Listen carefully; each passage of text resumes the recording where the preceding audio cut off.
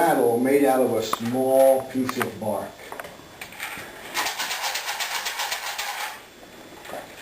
Small piece of bark. You take it, you set it in water. It's absorbed, yep, it's bark. Set it in water. It's absorbed, the water is absorbed. It gets very soft.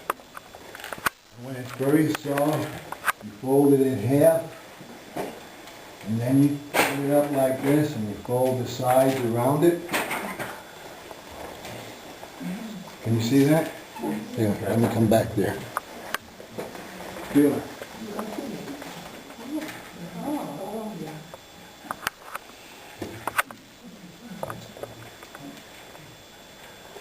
And then you take the soft bark, turn it upside down, and you take seeds, dried seeds, and you drop them inside.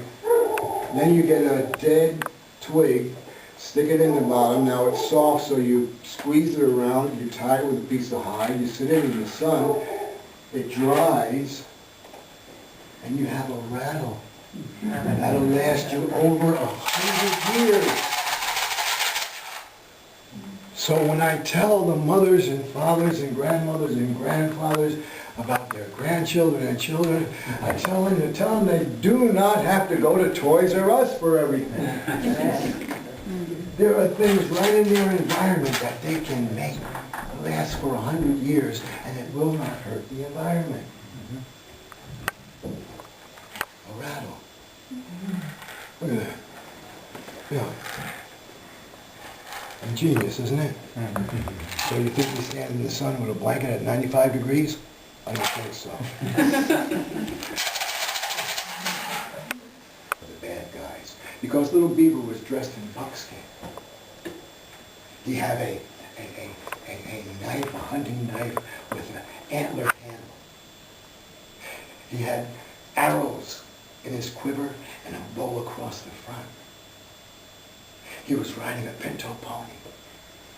He had long hair and he had a bandana wrapped around. I said, wow. I ran home, I got home to my grandfather, and I said, Grandfather,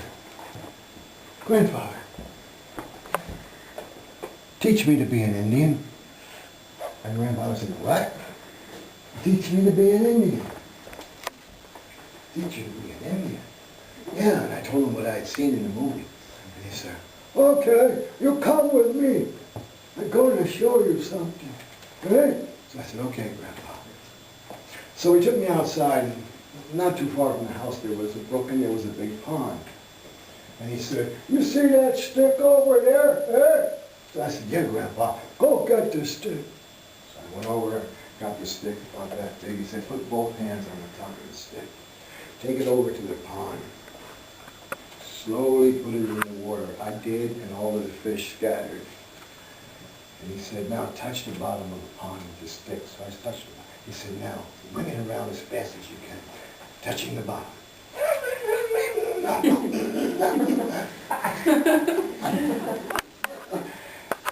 The water's muddy. He said, now pull it out. Pull it. It's hard. Pull it.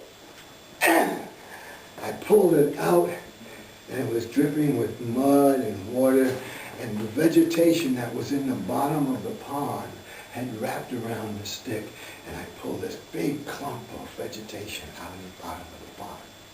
So my grandfather said, hey, come on, sit over here next to me now. We're going to wait. So I said, okay, Grandpa. So I sat next to my grandpa for a few minutes, and then he said, okay, go put it back the way it was. I cannot do that, Grandfather.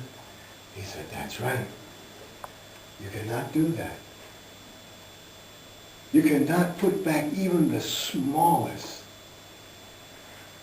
part of the environment in which you live that you have damaged. You can never put it back the way it originally was when what you damage.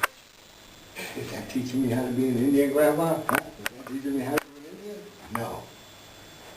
No. No.